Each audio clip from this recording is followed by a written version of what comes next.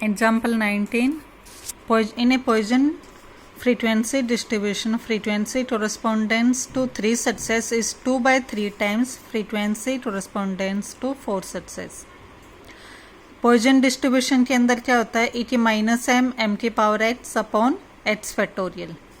अब given condition क्या है, 3 सक्सेस यानी probability X equal to 3 is 2/3 times 4 success, 2/3 times probability X equal to 4.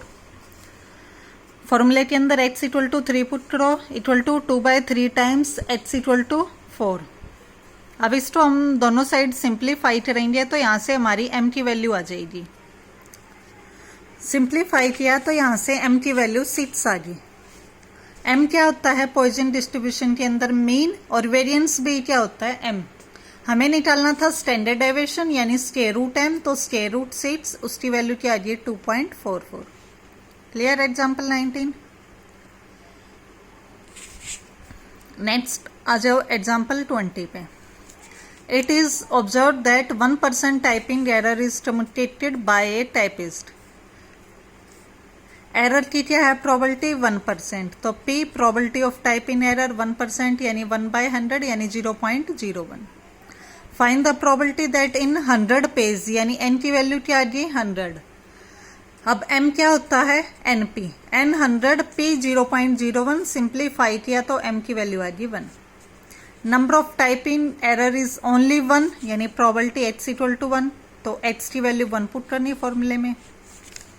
Less than 2 यानी probability x less than 2 क्या आएगा, x equal to 0 plus x equal to 1. दोनों की values put करनी है. क्लियर. नेक्स्ट आ जाओ एग्जाम्पल 21 पे. Insurance company ensure the lives of 2500 men of age 48 years in the year. तो n की वैल्यू कितनी आ गई 2500. The actual study shows that probability that in 48 men dying in coming year, 48 years के man के die करने की probability कितनी है 0.0018 यानी p की वैल्यू आ गई 0.0018. What is the probability that company will have to pay 5 claims in the year, यानी x इक्वल टू 5 के लिए प्रोबेबिलिटी निकालनी है. n वेरी लार्ज है और p very small. n large p small किस में होता है पॉइजन डिस्ट्रीब्यूशन के अंदर, तो यानी इसमें कौन सी डिस्ट्रीब्यूशन यूज होनी है पॉइजन डिस्ट्रीब्यूशन. n और p की वैल्यू पुट कर दी.